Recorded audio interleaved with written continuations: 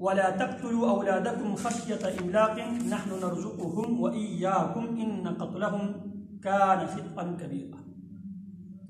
اچھا، اب کچھ لوگ مال کے لالچ میں غربت کے ڈر سے کچھ اور جرم کیا کرتے تھے، ایک اور جرم وہ کیا کرتے تھے۔ اب یہ جرم بھی معیشت سے اس کا تعلق ہے، ہمارے اکنامکل سسٹم ہے اس سے یہ ریلیٹڈ مسئلہ ہے۔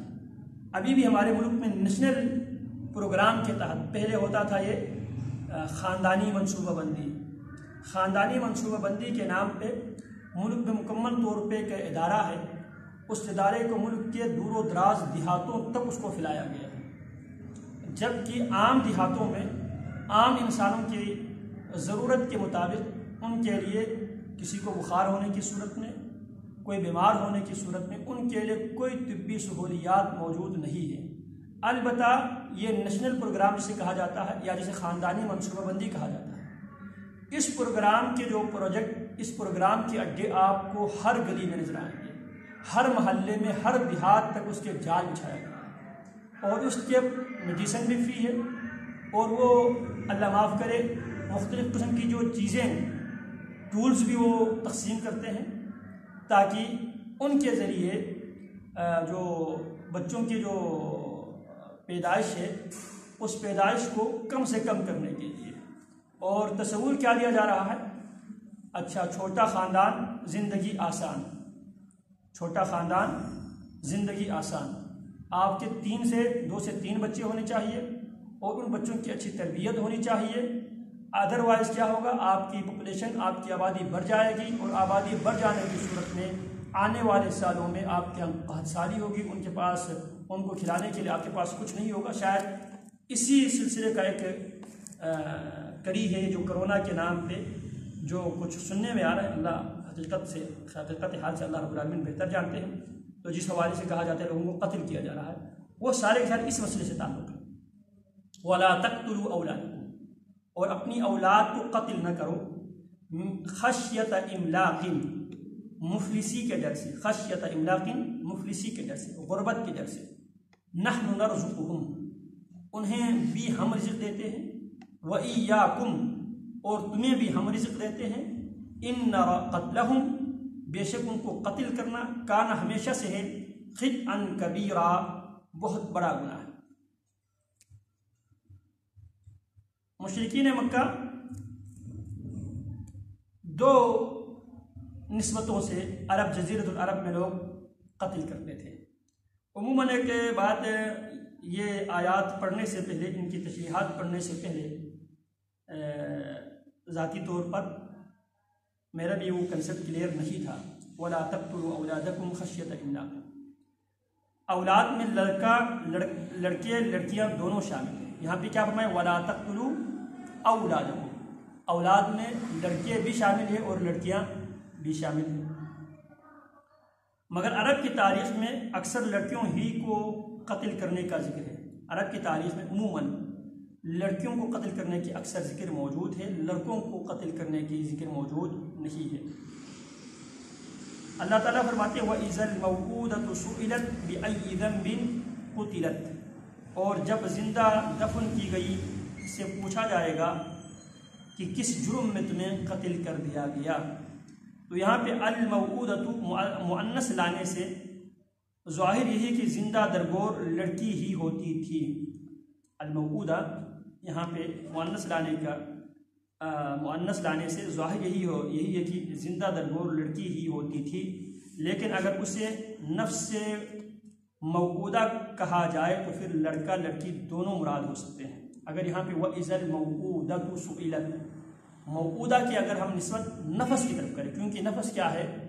مؤنث ہے، اسی لیے بس اوقات جب آپ نماز جنازوں میں جب آپ داخل ہوں گے، جنہوں نے تھوڑے بہت عربی گرامر پڑھ لیا ہو، ایک دعا ہے، اس دعا کے موقع پہ مجھے بھی ہوا تھا لا علمی میں، تو ہمارے ایک استاد فوت ہو گئے تھے، ان کے نماز جنازہ ہمارے ایک بزرگ عالم دین نے نماز جنازہ انہوں نے جب پڑھایا تو انہوں نے اس میں نے تو خیر پہلی بار ان سے دعا سنی تھی، اللہم انت ربها وانت خلقتها وانت هديتها للاسلام وانت تعلم بسرها وعلانيتها جئنا شفعاء فاغفر لها وارحمها انک انت الغفور الرحیم۔ جب انہوں نے یہ دعا پڑھی، فوت ہونے والا مذکر ہے، استاد ہمارے مذکر استاد تھے، اچھا اب نماز جنازہ پڑھانے والے نے یہ دعا کی، اللہم انت ربها وانت خلقتها وانت هدیتها للاسلام وانت تعلم بسرها وعلانیتها جئنا شفعاء فاغفر لها وارحمها انک انت الغفور الرحیم۔ میں نے بعد میں والد صاحب سے تذکرہ کیا کہ انہوں نے تو استاد محترم کو تو مؤنث ہی بنا دیا، تو والد صاحب نے مجھے سمجھایا یہاں پہ لفظ نفس کیا ہے؟ مؤنث ہے۔ نفس کیا ہے؟ مؤنث سے نفس کی طرف نسبت کرتے ہوئے جب آپ کہیں گے تو آپ ضمیر کو کیا لائیں گے؟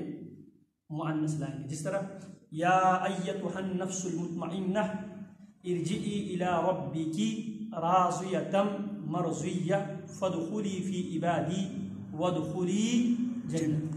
یہاں پر کیا لایا ہے؟ ونفس وما سواہا، تو نفس یہاں پہ کیا ہے؟ مؤنث ہے۔ تو فرماتے ہیں اگر موعودہ وَإِذَا الْمَوْعُودَةُ سُئِلَتْ، تو اگر یہاں پہ اس سے مراد اس ضمیر جو ہے نفس کی طرف اگر کر دے، موعودہ مؤنث جو لایا ہے، اگر یہاں پہ نفس، یہاں پہ ضمیر اگر نفس کی طرف وہ کہا جائے تو پھر کیا ہوگا؟ اس میں لڑکا لڑکی دونوں مراد ہو سکتے ہیں۔ تو یہاں پہ وَإِذَا الْمَوْعُودَةُ سُئِلَتْ سے مراد لڑکا بھی ہو سکتا ہے، مطلب جو نئی بات یہ ہے لڑکا بھی ہو سکتا ہے، کیونکہ اب تک آپ نے بھی سنا ہوگا زندہ درگور کی گئی لڑکی وَإِذَا الْمَوْعُودَةُ سُئِلَتْ۔ اگر اس ضمیر کو نفس کی طرف کیا جائے، اگر موعودہ جو مؤنث سے لے رہا ہے کیونکہ نفس ہے، نفس موعودہ ہے، تو اس وقت یہاں پہ مؤنث لایا گیا ہے تو اس میں لڑکے بھی شامل ہو سکتے ہیں۔ تو اب شروع سے ہی یہ جو خاندانی جو منصوبہ بندی ہے، خاندانی منصوبہ بندی، انسانی شیطانوں نے ہمیشہ سے ہی انسانیت کو قتل کرنے کے لیے یہ انسانی معاشروں میں لانچ کیا تھا۔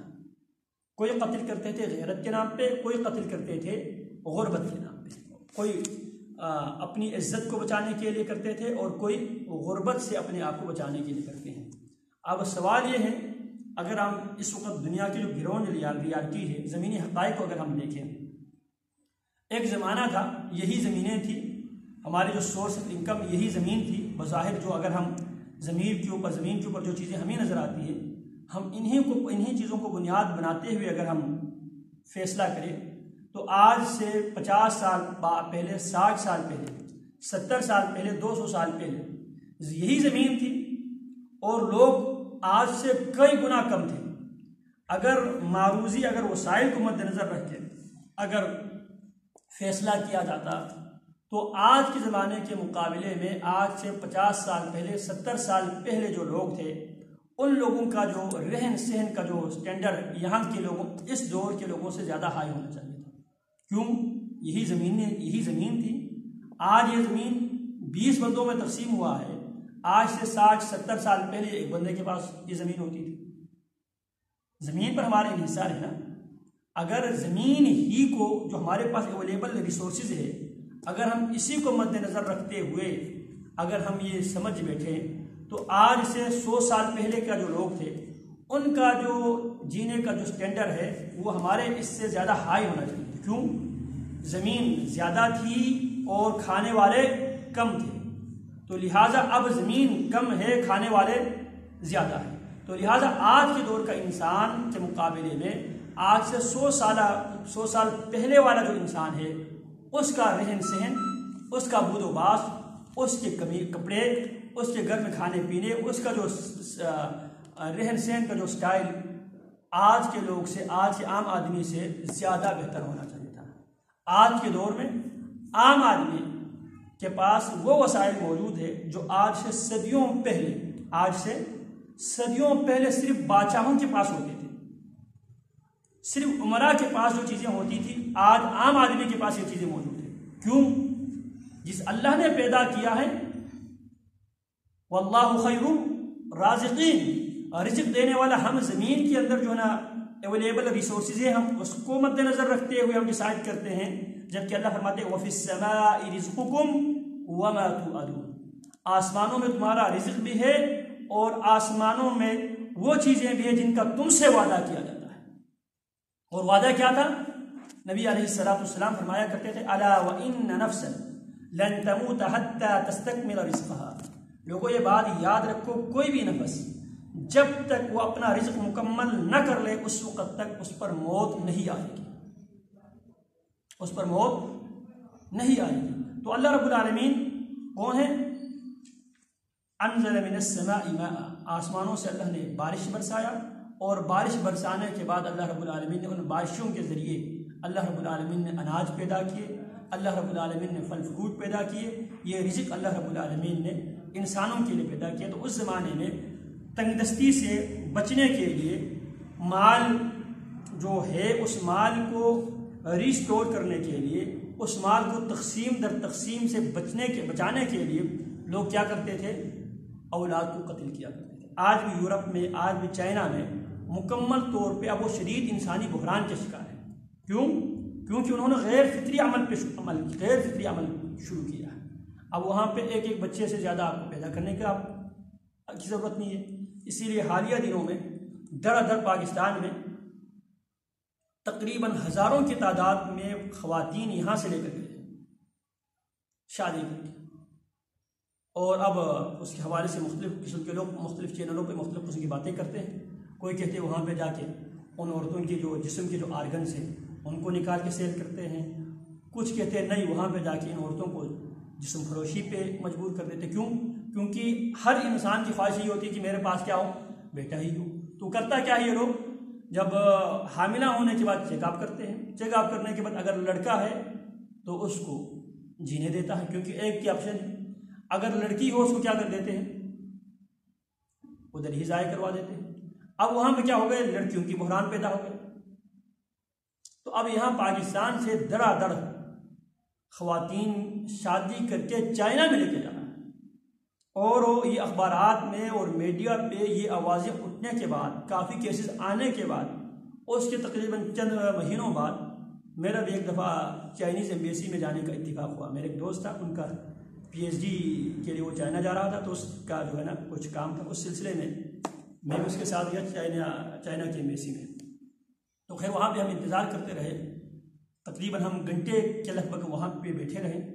اسی دوران باقاعدہ وہاں پہ کہ ڈسک مختص کیا گیا ہے کس کے لیے؟ شادی والوں کے لیے. چائنا ایمبیسی میں جو چائنیز یہاں پاکستان میں آتے ہیں اور یہاں پہ شادی کرنے کے لیے آتے ہیں، اس کا مکمل طور پہ ڈپارٹمنٹ غالباً بنایا ہے، کیونکہ وہاں پہ گیٹ پہ انہیں کو ڈیل کرنے کے لوگ بیٹھے ہوئے تھے. تو جب تک ہم وہاں پہ تھے، اس کی بات کر رہا ہوں، جب مکمل طور پہ میڈیا پہ یہ ایک وابلہ کیا گیا، میڈیا پہ یہ بات آ گئی تھی، میڈیا نے اس بات کو ہائی لائٹ کیا تھا کہ جناب یہاں سے خواتین کو لے کے جا رہا ہے، وہاں پہ ان کی عصمت دری ہو رہی ہے، یا ان کی جو مختلف آرگنز جسم کے اعضاء نکال کے وہاں پہ بیچا جا رہا ہے. تو اس وقت مختلف لوگوں نے اخبارات میں آرٹیکلز بھی لکھے، مختلف جو چینلز نے اس کے اوپر مکمل ٹاک شوز بھی کیے. اس کے بعد کی بات میں کر رہا ہوں. تو وہاں پہ ہم تقریباً گھنٹے اور آدھے گھنٹے کے ٹائم، گھنٹہ یا پونے گھنٹے تک کے ہم وہاں پہ انتظار کرتے رہے. اسی دوران تقریباً 2 سے 3 جوڑے آئے تھے، لڑکا چائنی اور لڑکی پاکستانی. اب وجہ کیا ہے وہاں پہ؟ وَلَا تَقْتُلُوا أَوْلَادَكُمْ خَشْيَةَ إِمْلَاقٍ، اپنی اولاد کو قتل نہ کرو تنگ دستی کے ڈر سے. نَحْنُ نَرْزُقُهُمْ وَإِيَّاكُمْ، تمہیں بھی ہم رزق دے، ان کو بھی ہم رزق دیتے ہیں اور تمہیں بھی ہم رزق دیتے ہیں. إِنَّ قَتْلَهُمْ كَانَ خِطْئًا كَبِيرًا، بے شک ان کو قتل کرنا ہمیشہ سے بہت بڑا گناہ ہے. اب آپ دیکھیے، جب بچہ ماں کے پیٹ میں ہوتا ہے، 9 مہینے کا جو عرصہ ہے، نہ ماں باپ کچھ کرنے کی پوزیشن میں ہے بچے کے لیے، نہ ریاست کچھ کرنے کی پوزیشن میں ہے. اللہ رب العالمین نے اس بچے کو 9 ماہ تک ماں کی پیٹ میں جس اللہ نے پیدا کیا ہے. ہمارا ایمان ہے جب بچے کی جسم میں جب جان ڈالی جاتی ہے اس وقت 3 باتیں لکھی جاتی ہیں، اس کی عمر کے حوالے سے، اس کی رزق کے حوالے سے، سعید ام شقی، کیا وہ بدبخت ہیں یعنی جنتی ہے یا جہنمی ہے، اس کا رزق کتنا ہے وہ سارے لکھ دیا جاتا ہے. تو ہر پیدا ہونے والا بچہ اپنا رزق لے کے آتا ہے. اسی لیے اللہ رب العالمین نے اسی جو خباثت ہے اسی سے ہمیں اور روکنے کے لیے اللہ رب العالمین نے مثال دے دے کے سمجھایا. وما من دابۃ الا علی اللہ رزقها ويعلم مستقرها ومستودعها، دنیا میں جو بھی جانور کوئی بھی ذیرو جانور، کوئی بھی پرند چرند نہیں ہے مگر الا اللہ رزقھا، اس کا رازق کون ہے؟ اللہ رب العالمین ہے۔ وَيَعْلَمُ مُسْتَقَرَّهَا وَمُسْتَوْدَعَهَا، اللہ رب العالمین اس چونٹی کے بھی مستقر رہنے کی جگہ بھی اللہ جانتے ہیں، اور اللہ رب العالمین اس کے سٹور بھی اللہ رب العالمین، مستودع بھی اللہ رب العالمین اس کو اچھی طرح اللہ رب العالمین جانتا ہے۔ اسی طرح اللہ فرماتے ہیں وما من، بہت سے جانور یا بہت سی مخلوق ایسے لا تحمل رزقها، جو اپنے رزق کا اہتمام رزق لے کے نہیں پھرتے۔ پرندے آپ دیکھ لیں، ان کی کوئی سٹور نہیں ہے، لیکن اللہ نے ان کو بھی زندہ رکھا ہوا۔ اسی طرح آپ یہ جانور دیکھیں، کتے بلے دیکھ لیں، درندے دیکھ لیں، یہ بھی جی رہا ہے، کون ہے رازق؟ اللہ رب العالمین ہے۔ تو ولا تقتلوا اولادکم خشیۃ املاق نحن نرزقهم واياکم ان قتلهم کان خطئا کبیرا۔